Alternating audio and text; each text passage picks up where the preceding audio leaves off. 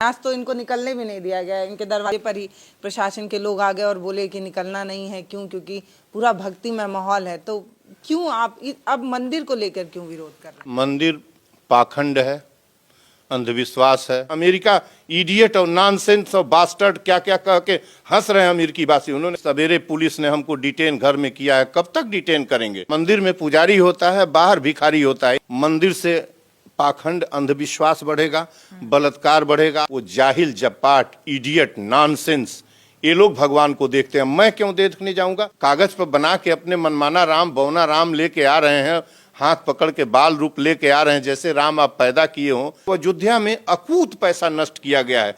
किसी इडियट ने कहा कि ये चंदे का पैसा है।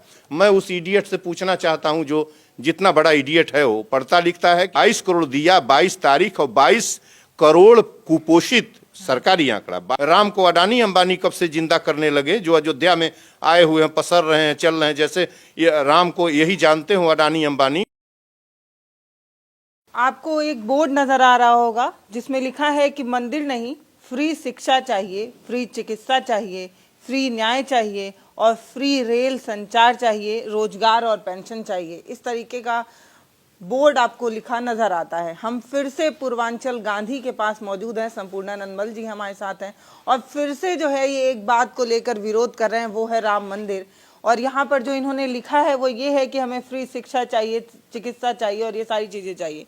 तो शिक्षा और चिकित्सा दूसरी चीज है, मंदिर दूसरी चीज है। मंदिर लोगों की आस्था है। लोग राम से प्रेम करते हैं तो वो चाहते हैं कि जो मतलब टाट में जिस पल्ली में वो रहा करते थे उससे उनको एक भव्य मंदिर में ले जाया जा रहा है। लोगों की आस्था है, लोग झूम रहे हैं, प्रेम और उल्लास दिखा रहे हैं। आप फिर जो है वो प्रोटेस्ट पे बैठ गए। आज तो इनको निकलने भी नहीं दिया गया। इनके दरवाजे पर ही प्रशासन के लोग आ गए और बोले कि निकलना नहीं है। क्योंकि पूरा भक्तिमय माहौल है। तो क्यों आप अब मंदिर को लेकर क्यों विरोध कर रहे हैं? देखिए, मंदिर पाखंड है, अंधविश्वास है। और मंदिर की हिस्ट्री है, पाषाण में ईश्वर नहीं रहता, भगवान नहीं रहता। और दूसरी बात है कि भगवान हर जगह रहता है। भगवान ईश्वर हर जगह रहता है। वह आपके सांस में है, आपके प्राण में है।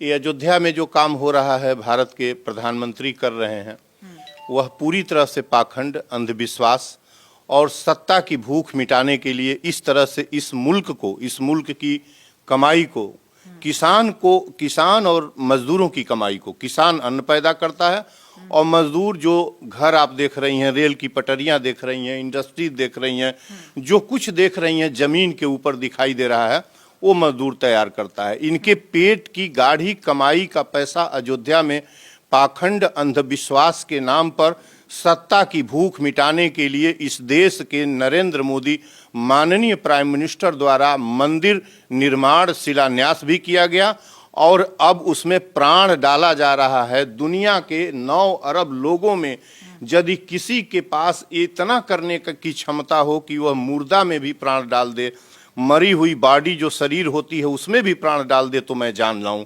सभी जानते हैं कि पत्थर में जीवन नहीं पैदा किया जा सकता। तो इस पाखंड का मैं विरोध न करूं। हमारे टैक्स का पैसा, हमारे पेट का पैसा, हमसे जीएसटी वसूल रहे हो, हमारे अनाज पर चावल, आटा, गेहूं, दाल, तेल, चीनी और दवा पर टैक्स ले रहे हो। हम सड़क पर जाते हैं तो रोड टैक्स तुम सड़कों पर ले रहे हो। हमारी चमड़ी, पेट, पीठ उधेड़ के तुम अयोध्या के अंदर अंधविश्वास पाखंड के नाम पर जमीन में पैसा दफन करोगे। हम विरोध नहीं करेंगे, हम बिल्कुल विरोध करेंगे। हम तब विरोध नहीं करेंगे जब हम गोरखपुर यूनिवर्सिटी की प्रथम श्रेणी की डिग्री अपनी तुमको कह दें कि यह हमारी नहीं है। दिल्ली यूनिवर्सिटी से मैं इंडोलॉजी, आर्कियोलॉजी का पीएचडी हूँ, हिस्ट्री का पीएचडी हूँ। मैं कह दूं कि नहीं, मैं अशिक्षित हूँ, जाहिल हूँ, तब मैं इसको कर सकता हूँ। लेकिन मैं तो नहीं कर सकता। मैं विरोध कर रहा था, उनको बताया था कि मुझे गांधी प्रतिमा पर आज सत्याग्रह करना था, लेकिन सवेरे पुलिस ने हमको डिटेन घर में किया है, कब तक डिटेन करेंगे?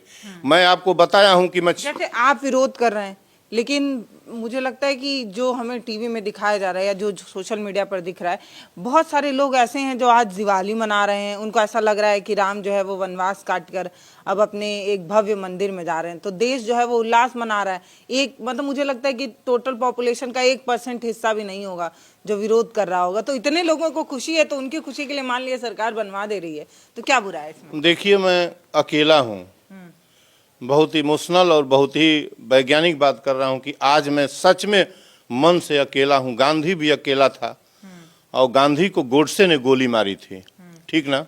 किसी अंग्रेज को गोली नहीं मारी थी। गोडसे और भगत सिंह में 6 साल के एज में अंतर था। गोडसे का लक्ष्य गांधी को मारना था और भगत सिंह का लक्ष्य अंग्रेजों से देश को मुक्त कराना था। मैं नितांत अकेले हूं। पूरा हिंदुस्तान जश्न में डूब जाए लेकिन मैं इस पाखंड में नहीं डूब सकता। आपका उत्तर मेरे पास बहुत कठोर है लेकिन उसको मैं यहाँ दे नहीं सकता।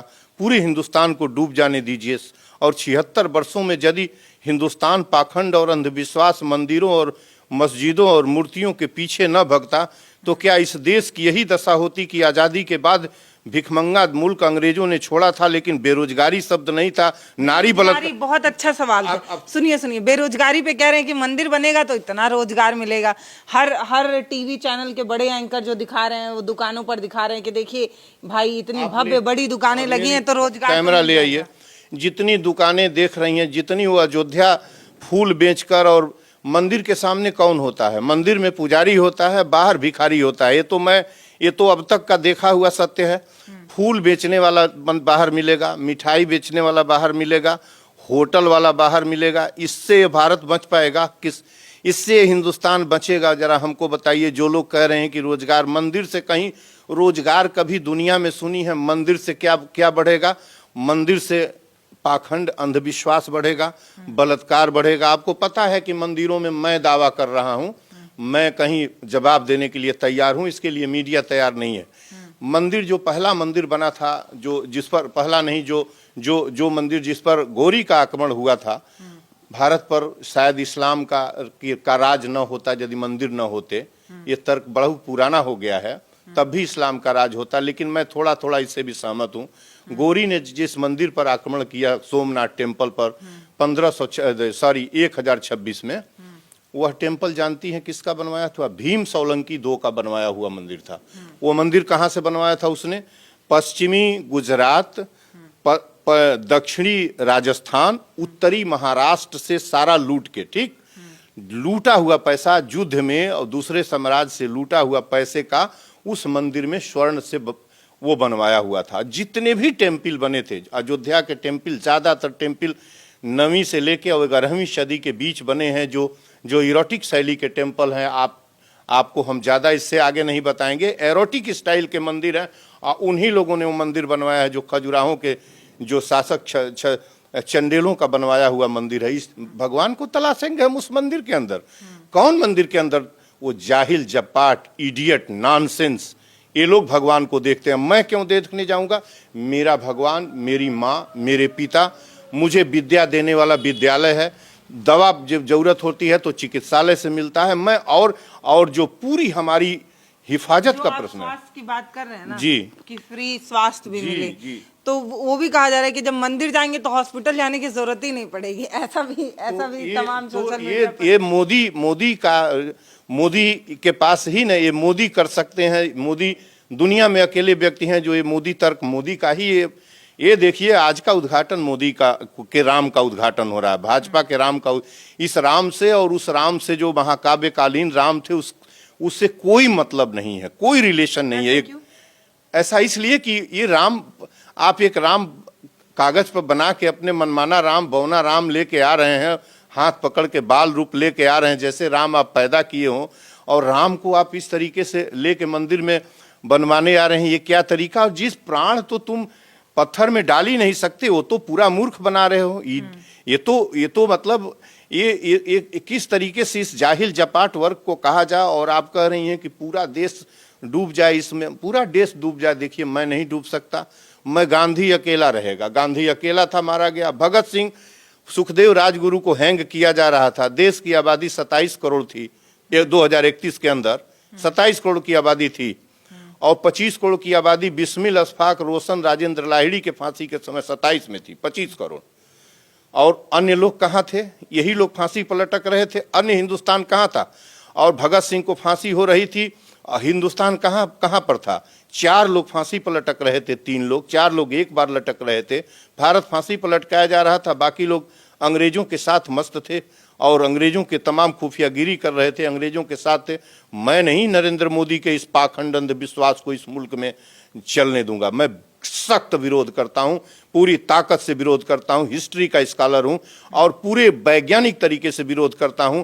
और मेरे पास तो कॉन्स्टिट्यूशन है, वो संहिता मिली हुई है, कॉन्स्टिट्यूशन का पार्ट 4 आर्टिकल 51 के जी में जाइए, जिसमें लिखा है टू डेवलप साइंटिफिक टेम्पर। और मोदी क्या कर रहे हैं? कत्ल कर रहे हैं, कॉन्स्टिट्यूशन की हत्या कर रहे हैं खुलेआम। और क्या करेंगे? हमको घर में बैठा दिया आपने, हमको आप कॉन्स्टिट्यूशन की हत्या सामूहिक तौर पर कर रहे हैं, पूरी फोर्स लगी है। 2.5 लाख, मीडिया से सूचना मिली है कि 2.5 लाख संख्या बहुत होती है। 1/4 भारत की सिक्योरिटी अयोध्या में आई हुई है।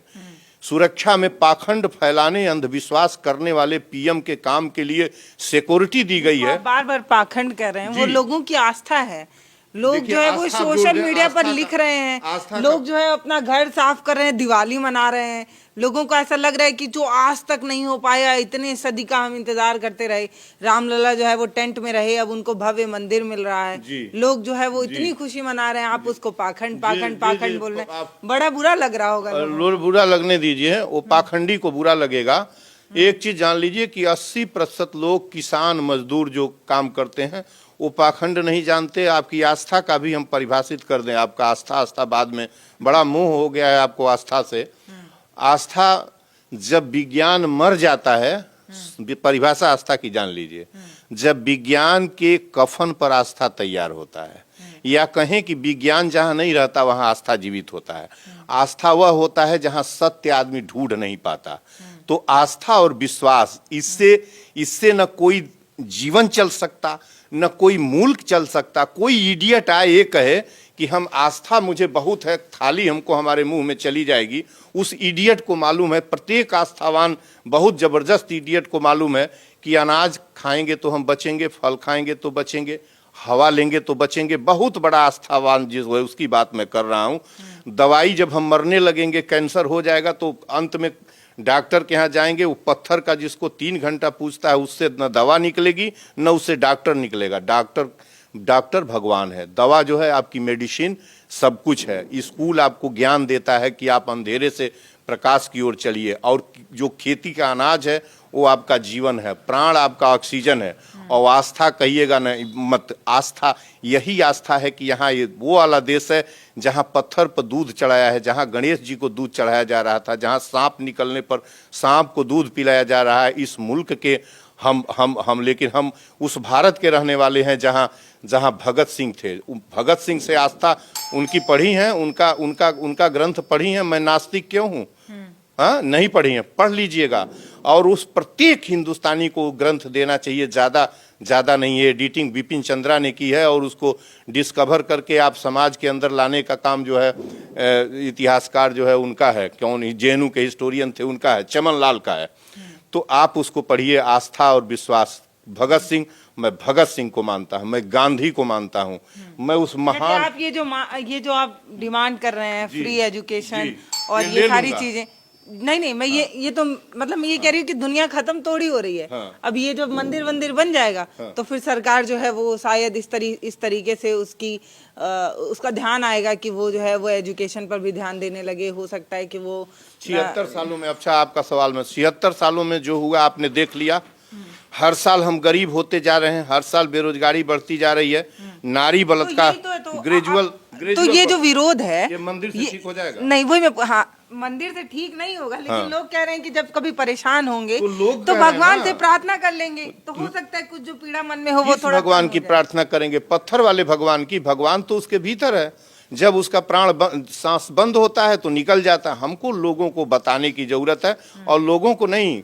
किसान का भगवान उसके कुदाल में और खुरपी में होता है। किसान का भगवान उसके कुदाल खुरपी में होता है। सुनिए, आज जो है वो मंदिर का विरोध करते हुए आप एजुकेशन मांग रहे हैं, आप जो है वो दवाई और उपचार की बात कर रहे हैं, तो बन जाएगा, उसके बाद ध्यान दे लिया जाएगा, क्या दिक्कत है? कौन ध्यान दे लेगा, क्या करेगा? वो तो कह ही रहे हैं। वो तो इस पेपर में, यहाँ जागरण का पेपर लगा है, लिखा है 4-5 दिन पहले कि भाजपा राम राज के आदर्श पर काम करती है। ये नरेंद्र मोदी ऑनरेबल पीएम का स्टेटमेंट है।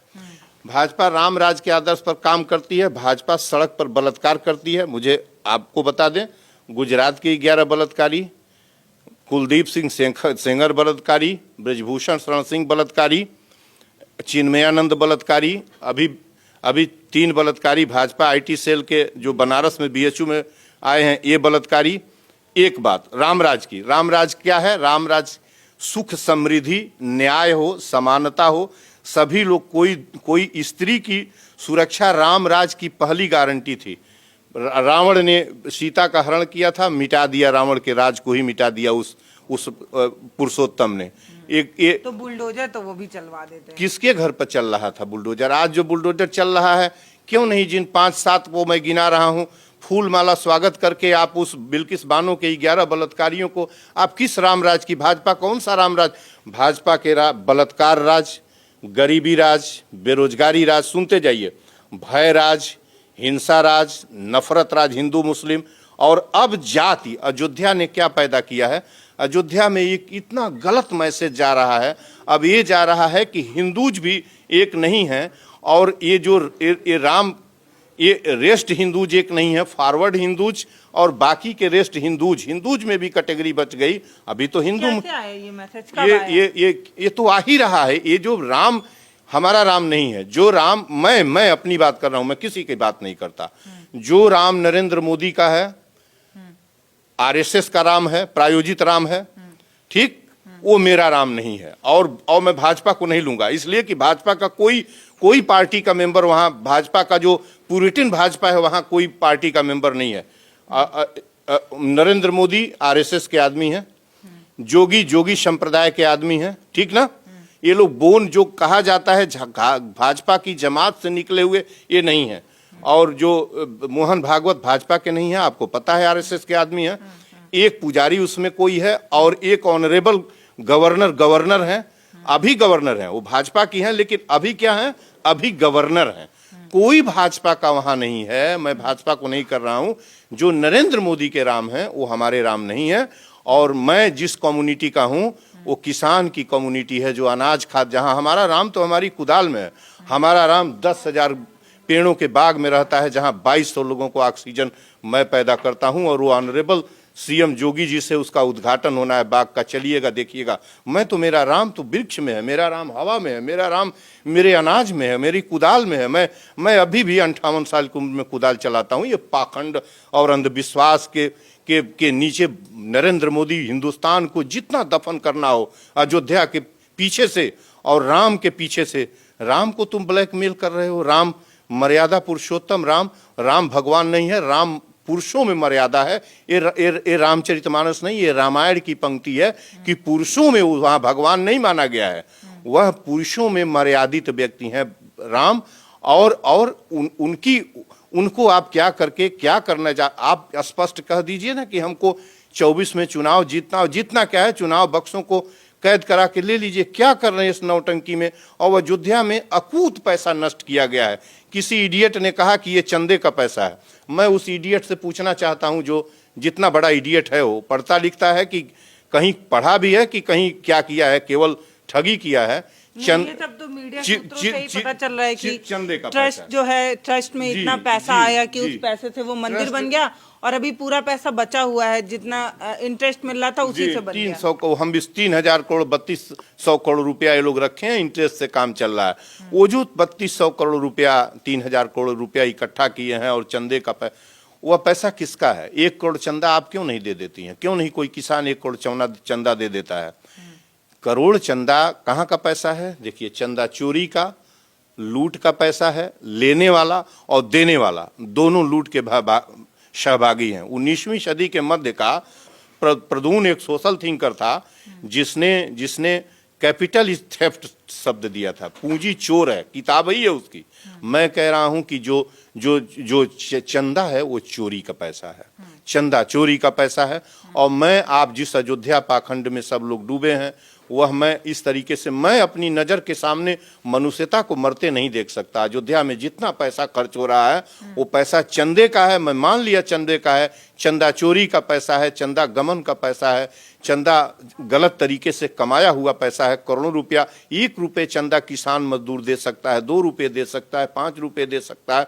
और तुमको वहाँ विद्यालय बनवा देने में तुमको मैंने तो सजेस्ट किया था प्रेसिडेंट को कि विद्यालय, चिकित्सालय, विद्यालय बने ठीक है, लेकिन अगर मंदिर बनेगा तो हम जब कभी मंदिर जाएंगे अपने किसी बच्चों को लेकर जाएंगे, तो जब राम मंदिर जाएंगे तो राम के जो आदर्श रहे हैं उनको भी तो सीखेंगे ना। तो एक तरीके का वो भी तो एक तरीके का एजुकेशन तो ही होगा। अच्छा है, आप बता दी राम का आदर्श क्या था? अरे वो मर्यादित थे, उन्होंने अपने पिता का वचन निभाते हुए 14 साल का वो, तो वो वनवास चले गए ना एक बार पिता के। राम की मर्यादा सबसे बड़ी क्या थी कि सभी लोगों के साथ एक साथ मिल के रहने वाले व्यक्ति थे। राम की बात मैं कर रहा हूँ। यद्यपि रजवाड़ों में ये नहीं थी, रजवाड़ों में छोटा हो सकता है कि राम के सामने व्यवस्था हो, उनकी पत्नी का हरण हो गया था। और दूसरी सबसे बड़ी मर्यादा ये थी जो आप कह रही हैं कि पिता के आदेश का पालन, बड़ों के आदेश का पालन, ठीक है ना, ये एक मर्यादा है और चला आता है। तो इस मर्यादा से ये होता है कि परिवार बचा रहता है, और परिवार बचा रहने से परिवार नहीं टूटेगा तो आपको पता है समाज बचा रहेगा, देश बचा रहेगा। परिवार टूटता जाता है, छोटा चीज टूटता जाए, उनके मूल्यों को सीखेंगे ना। और तीसरी बात क्या थी कि न्याय, तीसरी बात थी, और चौथी क्या थी कि नारी की रक्षा। किस मर्यादा की बात कर रहे हैं? राम की कौन सी मर्यादा रत्ती भर जो है, ये तो बच्चा जब राम छोटा बच्चा होता है, राम कहते ही बच्चा भी राम जी प्रणाम करता है, और वो धीरे धीरे बिना बताए जानता है राम का मतलब एक मर्यादा है, एक शालीन व्यक्ति है, एक अच्छा व्यक्ति। ज्यादा शब्दावली नहीं जानता, लेकिन छोटा बच्चा भी जान जाता है, वो फोटो देख के जानता है। यूं ही फोटो, चाहे अरुण गोविल हो, चाहे एक और किसी अर्लियर का जो फोटो दिखाए, 2 ही तस्वीर राम की पॉपुलर हुई है, ये जो है रामानंद सागर की वो आने के बाद, और एक और पहले की राम की तस्वीर आती है जो हम समझते हैं कि 100 साल पहले छपी है, किसी व्यक्ति की देख के छाप दिए हैं। जैसे अरुण गोविल की 100 साल बाद कहेगा सुनने वाला कि कुछ पहले छपी है, उसी तरीके से तो वो जान जाता है कि राम का मतलब है अच्छा आदमी, गुंडा न हो, करप्ट न हो, बदमाश न हो, लफंगा न हो, माँ बाप को गाली न देता हो, स्त्रियों पर गलत निगाह न रखता हो, ये राम का मतलब है। तो इनको तूले पर रख लीजिए कि इसमें से कितने, हम नहीं कहते, कम से कम 233 तो क्रिमिनल लफंगे बदमाश है ही हैं सदन में जो बैठते हैं। तो जो कह रही हैं कि मंदिर का विरोध, वो मंदिर नहीं है। वहाँ तो गरीबों के पेट और पेट पर लात मार कर गरीबों की गाढ़ी कमाई दफन करके राम और राम के पीछे से, टेम्पल के पीछे से, राम मंदिर के पीछे से सत्ता पर कब्जा करने की नरेंद्र मोदी की गंदी साजिश है, जो डेमोक्रेसी को, कॉन्स्टिट्यूशन को पूरी तरह से ध्वस्त करती है। ऐसे धर्म, रिलीजियस राइट जो रिलीजियस राइट है जो 25 से 28 में कहीं भी नहीं लिखा है कि देश का प्रधानमंत्री जिसके सारे खर्चे वेतन आदि सरकारी फंड पर भारित है, वो कहीं कोई टेम्पल कंस्ट्रक्ट कराएगा, कहीं पत्थर की मूर्ति में प्राण डालेगा, इस बात का उल्लेख तीन धाराओं वो थोड़ी बनवाए हैं, वो तो चंपत राय हैं, उनके दृष्टि में बना है। तो ये वो तो बस गए हैं क्योंकि लोगों की बहुत भावना है, और वो जो है वो हमारे देश के प्रधानमंत्री हैं, तो वो गए ना वो अपराध कर रहे हैं। वो गए नहीं हैं, उन्होंने इतना पैसा, इतने बड़े इशू को इतना आप सहज तरीके से मत करिए कि मंदिर कोई बनवा नहीं सकता सार्वजनिक पद पर रहने वाला, सार्वजनिक स्थल पर। वो राम का टेम्पल अपने घर में उनको बनवाना चाहिए था, अपने घर में राम को प्राण डालना चाहिए था, अपने कमरे में या अपने पूजा स्थल पर। वो क्राइम हो रहा है, अयोध्या के अंदर क्राइम हो रहा है। राम तो आ नहीं रहे हैं, लेकिन गरीबों के पेट का क्या बात करती हैं कि 22 करोड़ दिया 22 तारीख, और 22 करोड़ कुपोषित, सरकारी आंकड़ा 22 करोड़ कुपोषित, जिसमें 60% बच्चे हैं जिनकी कड़ाही में तेल नहीं है सब्जी खाने को, और 22 लाख दिया आप अयोध्या में जला रहे हैं। कोई बोल नहीं सकता कि क्या नॉनसेंस हो रहा है। तो बोलने तो आपको भी नहीं दिया जा रहा है। आज जो है आप गांधी प्रतिमा के नीचे बैठकर अपनी बात कहना चाह रहे थे, आपको रोक दिया गया, तो फिर आगे लेकिन हमारा शब्द प्रेसिडेंट हाउस में गूंज रहा है। प्रेसिडेंट हाउस में जो मैं बात कह रहा हूं ये लिखित रूप से प्रेसिडेंट हाउस में गया है। ना सोचिए कि हम ये ऊपर से मामला है कि हमको रोका जा रहा है। कब तक रोकेंगे? गांधी को कब तक रोकेंगे? भगत सिंह को कब तक रोक पाए थे? इनके रोकने का मान का गांधी मैं कह रहा हूं अकेला है। आज मैं महसूस कर रहा हूं सुबह से जब इन्होंने रोक दिया है कि अब इस देश के अंदर, मैं पक्के तौर पर बता रहा हूं आपको कि अब कॉन्स्टिट्यूशन हमको कहा गया कि वहां आप नहीं जाएंगे, पूरा राममय हो गया है और इसमें आप अकेले धारा के विपरीत बहेंगे, कोई भी कांड होगा इस शहर में और ये अच्छा नहीं होगा, आप डॉक्टर साहब न जाइए। तो ये सो खुद ही आके कहे मत जाइए। पुलिस लगवाए हुए थे और मैं समझ गया कि हमारा टकराव कहीं पुलिस से और मेरे बीच न बदल जाए, सत्ता के नरेंद्र मोदी के इस पाखंड अंधविश्वास के विरोध के। मैं केवल नरेंद्र मोदी का विरोध कर रहा हूं, नरेंद्र मोदी के पाखंड और अंधविश्वास का। बहुत लोगों को ये लग रहा होगा कि राम से विरोध कर रहे हैं। बहुत लोगों को जिनको राम से कोई मतलब नहीं, हम राम की वंशावली के हैं। चंद्रकेतु मल्ल कुश के बेटे थे और उस वंशावली के, मैं कुशीनारा उन्हीं का बसाया हुआ था, उस वंशावली का मैं हूं। ये कोई कल्पना की चीज नहीं, ये वाल्मीकि कृत रामायण का काव्य है कि कुश मल्ल जो कुशीनारा, उसकी वंशावली का मैं डॉक्टर संपूर्णानंद मल्ल।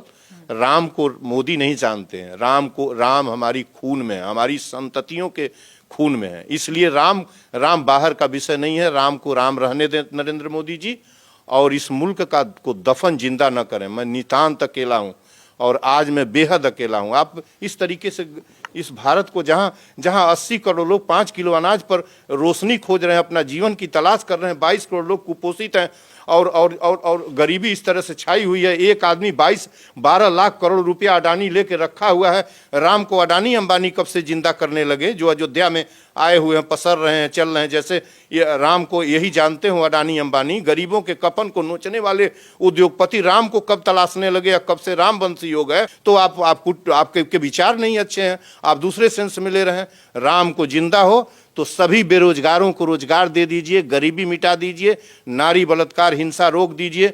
टैक्सेशन चलने पर लोगों के पैरों में बेड़ी डाल दी गई है। टैक्स की राम का राज आप कह रहे हैं? टैक्सेशन राम का राज हो सकता है? खाने पीने के सामान पर आटा, चावल, गेहूं, दाल, तेल और चीनी और दवा, 7 आइटम पर टैक्स किसने लगाया? कोई रामवंश राम का राज लगा सकता है? कोई मनुष्यों की जाति खाने पर टैक्स लगा सकती है क्या? कोई नहीं लगा सकती। इस वसुंधरा पर खाने के सामान पर टैक्स नहीं लगा हुआ है। शिक्षा आप बाजार में बेचेंगे, जीवन खत्म हो जाएगा। शिक्षा छीन लेंगे तो खुली बाजार में शिक्षा महंगी दरों पर बेची जा रही है। शिक्षा, चिकित्सा, जस्टिस और हमारा कम्युनिकेशन आप बाजार में बेचेंगे। अब कह रहे हैं रामराज, पाखंडी झूठों कही के। अभी मैं 3 दिन पहले जो है मार्कंडे काटजू ऑनरेबल जस्टिस का इंटरव्यू पढ़ रहा था किसी चैनल पर। अमेरिका इडियट और नॉनसेंस और बास्टर्ड क्या क्या कह के हंस रहे हैं अमेरिकी वासी। उन्होंने कहा कि 6 महीने में अमेरिका में था, हंस रहे हैं हिंदुस्तानियों के इस मूर्खता और पाखंड के ऊपर। ये वही तो घूमने आते हैं, हिंदुस्तान का यही कल्चर देखने आते हैं। जो लोग हंस रहे हैं वही तो बनारस में आके गंगा के घाट पे बैठकर काली चाय पीकर आनंद उठाते हैं।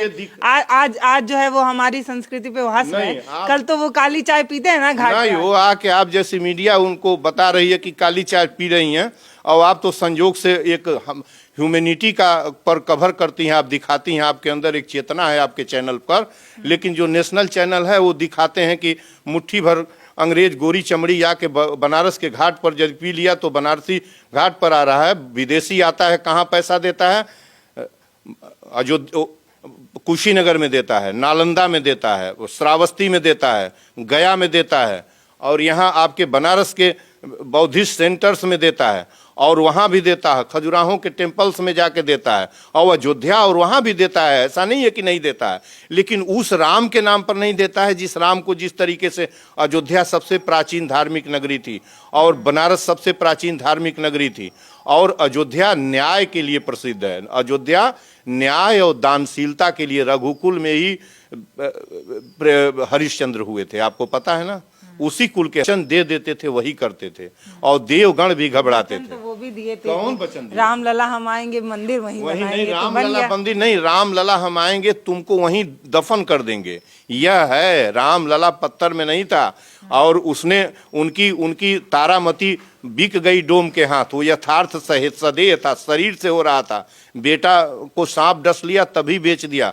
हरिश्चंद्र अपनी पत्नी को देखा कि कैसे बिकी हुई है, उस महान राजा अंत में उसकी विजय हुई। इसलिए विजय हुई कि उस सत्य मार्ग पर चल रहा था, और इसलिए इनका अधर्म और इनका तो पतन, इनका पतन सामने लिखा हुआ है, कोई नहीं इनको बचा सकता इनके पतन से। और इतिहास के पन्ने में जब दर्ज होने लगेंगे तो इनका नाम औरंगजेब के साथ लिखा जाएगा। हम लोग तो जानते हैं कि लिखा जा चुका है, इतिहास लिखना नहीं पड़ता, इतिहास लिखा जा चुका है। जो किए हैं वह इतिहास अपने पन्ने में दर्ज कर लिया है। नरेंद्र मोदी के औरंगजेब जो काम किया था वो काम इन्होंने किया। मंदिर उसने तोड़कर मस्जिद बनाई कैनोपी के रूप में ऊपर टॉप पर, और इन्होंने मंदिर अलग तोड़ा और उस पर एक मंदिर बना दिया मस्जिद डिमोलिश करने के बाद। डेमोक्रेसी लगने के बाद, वो तो राजतंत्र था, वो डेमोक्रेसी लगने के बाद जहां आपको आर्डर नहीं है कि आप बना पाएंगे। तो ये जो आप कह रही हैं ना, इसमें इतना फर्क है, मनुष्यता से कुछ भी लेना देना नहीं है इस अयोध्या के टेम्पल का। और डूब जाने दीजिए भारत को। आज अपने अंध विश्वास पाखंड में भारत डूबा हुआ है। भारत 14वीं सदी फेल कर रहा है, और हमको नरेंद्र मोदी को दयानंद और विवेकानंद भी याद नहीं आते हैं, जो पाखंड खंडनी पताका दयानंद ने फहराया था वेदों की ओर। वेद की बात को उन्होंने कहा था कि सत्य है जहां मूर्ति और पाखंड मंदिर पूजा नहीं थी, जहां विवेकानंद ने पाखंड का जमकर विरोध किया। मूर्ति पूजा का अर्ली स्टेज में नहीं, जब बाद में उनको ज्ञान प्राप्त हुआ तो जमकर विरोध किया। आपको समझ में नहीं आता कि हम क्या कर रहे हैं? आपको ये समझ में नहीं आता कि ये भूमि जो है 200 वर्षों तक गुलामी के बाद जो है आज़ादी दिलाई गई है। फांसी पर अनगिनत लोगों ने फांसी पर लटक के यही आज़ादी मिली है हमको, जो काम अयोध्या के अंदर हो रहा है। इसी के लिए भगत सिंह, सुखदेव, राजगुरु, बिस्मिल, अशफाक, रोशन लाहिड़ी जितने भी थे, उधम सिंह, और उधर जो है आपके मदन लाल ढींगरा फांसी का फंदा इसी दिन के लिए पकड़े थे कि अयोध्या में इस देश का कोई प्राइम मिनिस्टर मंदिर निर्माण कराएगा। आप हमें बता दीजिए, कोई एक व्यक्ति बताए, क्या यही भारत है? क्या यही भारत है जो भगत सिंह का सोशलिज्म यही है? गांधी का सत्य, अहिंसा, स्वराज यही है? और अंबेडकर का कॉन्स्टिट्यूशन यही है जो आज अयोध्या में हो रहा है? बिल्कुल नहीं है। मैं इसको खारिज करता हूं, इसका विरोध करता हूं। देखिए, अयोध्या में जो राम उत्सव मनाया जा रहा है उससे आप खुश भी हो सकते हैं, आपकी अपनी एक नाराजगी भी हो सकती है, लेकिन ये सच तो है कि भारत का एक बहुत बड़ा हिस्सा जो है आज वो उस तरफ देख रहा है, और कहीं ना कहीं लोगों में उल्लास भी है, कहीं ना कहीं लोग जो है उसको देखकर खुशी भी मना रहे हैं। लेकिन कहीं ना कहीं जो जरूरतमंद लोग हैं ना, वो आज भी अयोध्या में उसी तरीके से परेशान है। मैंने खुद एक कवर की थी, जिसमें एक कवरेज मैंने की थी, जिसमें एक बुजुर्ग बाबा से मेरी बात हो रही थी जो 75 या 80 साल के थे। उन्होंने कहा कि अयोध्या मेरी ऐसी नहीं थी जैसी अब बन गई है, अब तो मुझे उस मंदिर तक में जाने नहीं दिया जाता जो इतना खूबसूरत बनाया गया है। तो सोचिए, जो अयोध्या में रहने वाले लोग हैं, जिन्होंने अगर राम राज रहा हो तो उसमें राम की सेवा करने वाले जो सेवक हैं, जो उसके अपने राम की जनता जो है, उसमें उन्हें खुद के मंदिर में जाने नहीं दिया जा रहा, जो उनका कितना अपना होगा, वो उस मंदिर को देखकर कितना लगाव महसूस कर पा रहे होंगे, ये दूसरी बात है। आज उस अयोध्या में बहुत बड़े बड़े लोग आए हैं, लेकिन वो जनता जो अयोध्या की है वो उसे देख तक नहीं पा रही। बड़ी बड़ी बैरिकेटिंग लगाकर उन्हें रोका गया है। क्यों? क्योंकि अयोध्या आज जो है वो सबसे ज्यादा इंपॉर्टेंट है अमीर लोगों के लिए, बड़े लोगों के लिए। तो जो बाबा वो बात बोले थे, आज मुझे वो बात कहीं ना कहीं चोट भी पहुंचा रही है कि वो भी तो देखना चाहते होंगे ना, उस उत्सव को देखना चाहते होंगे, वो भी तो वो दिन जीना चाहते होंगे जब पूरा भारत देख रहा है। तो उनका भी तो मन हो रहा होगा ना अयोध्या के वासी होने के नाते कि जब अयोध्या इतनी सजी है तो चलूं मैं भी देख आऊं, लेकिन वो नहीं देख पा रहे हैं। तो ये भी एक सच्चाई है। आप अयोध्या में जिस राम को अयोध्या में होना चाहिए वो राम नहीं है। आप एक बार और, आपका चैनल चूंकि रिनाउंड हो गया है, आप एक बार और अयोध्या में ये तलाशने की कोशिश करिए कि कितने घर और कितनी इंसानियत दफन की गई है, तब वो जो अयोध्या आज देख रही है चमक रहा है। क्या हो रहा है अयोध्या के अंदर? इंटरनेशनल एयरपोर्ट जिस अयोध्या में जिसकी जरूरत नहीं थी, वो बेसिन है, वो सरजू का बेसिन है जहां इंटरनेशनल एयरपोर्ट बना हुआ है। और यदि बाढ़ जिस दिन चढ़ेगी उस दिन उस पर पानी चढ़ेगा, लिख लीजिए अपने पन्नों में। लेकिन आज दुनिया को और इस देश को चकाचौंध करना है। आपने वहां 4 लेन और एक्सप्रेसवे बाईपास निकाला, आप जितना भी कंस्ट्रक्शन कराए हैं ना, टेम्पल जो कराए हैं ना, उसको कितने लोगों को उजाड़ के और दफन करके कराए हैं। और जो आप सही कह रही हैं कि जो मंदिर बना है उसमें अंबानी, अडानी और जितने सीने जगत के स्टार हैं सब सूची है कि कितने लोग आए हैं। इनके पैर चले जाएंगे। जो राम को प्रतिपल कुचलते हैं, कम से कम राम के ही पैर पर चलते हैं लोग, सभी लोग। इनका किसी में राम का किसी की भी राम में आस्था नहीं है। राम अयोध्या से बाहर कर दिया गया है। राम का मतलब है आज की डेट में भी, तब भी गरीब के साथ, गरीबी राम के साथ न जाने किस तरह से जुटी है। छोटा वर्ग, हर व्यक्ति राम के साथ जुटा है। उन लोगों को उस अयोध्या में दफन किया गया है, लखेदा गया है, उजाड़ा गया है। कई वीडियो पर रोते बिलगिलाते उन लोगों को देखा, हमारा घर उजाड़ दिया, हमारा जिधर इंटरनेशनल एरोड्रम बना है उसमें 17 गाँव के नैरेटिव लोगों को उजाड़ा गया। और वो जब वो बन रहा था तब मैंने रोड साइड से ही खड़ा होकर देखा था कितनी मशीनें कैसे उजाड़ और तोड़ फोड़ चल रही थी। आप तोड़ के और विनाश करके राम की तलाश करेंगे और उसको मैं स्वीकार कर लूंगा? मैं तो नहीं स्वीकार कर सकता। अयोध्या में जो हो रहा है पाखंड, अंधविश्वास हो रहा है और जीवन और मनुष्यता और राम को दफन किया गया है। देखिए, एक आखिरी में एक बात कहना चाहती हूँ कि जब एयरपोर्ट बन रहा था तो हमने भी उस गांव में ग्राउंड रिपोर्ट की थी। हमने भी उन लोगों से बात किया था जिनका घर जो है और जिनके खेतों पर एयरपोर्ट बनना था। जब वो रो रहे थे तो उन्होंने बार बार यही कहा था कि राम मंदिर बन रहा है, हमें खुशी हो रही है, लेकिन जो हमारी ज़मीन है, जो हमारी विरासत है, जिसको लेकर हम पूजा करते हैं, जो हमारा पेट भरता है, वो हमसे छीन लिया जा रहा है। तो एक खुशी का माहौल तो है ही, लेकिन जिनके घर टूटे उनसे भी बात करके एक बार देखिएगा, जिनके ज़मीन छीन लिए गए हैं उनसे भी एक बार बात करके देखिएगा और उनसे पूछेगा तो आपको सच में पता चलेगा कि जो ये मंदिर है उस पर एक धड़ा जो है वो बहुत खुश है, और जिसका सब कुछ छीन लिया गया है वो कितना उदास और कितना निराश है। और वो तब भी सवाल उसी राम से कर रहा होगा कि आप जब यहाँ अयोध्या में आ रहे हैं तो मेरा घर कहाँ है, मैं जो आपका सेवक रहा हूँ वो कहाँ जाऊँ? तो वो राम क्या ही जवाब दे रहे होंगे, सोचने की बात है। नमस्ते, मैं पल्लवी हूँ, आप भारत एक नई सोच देख रहे हैं।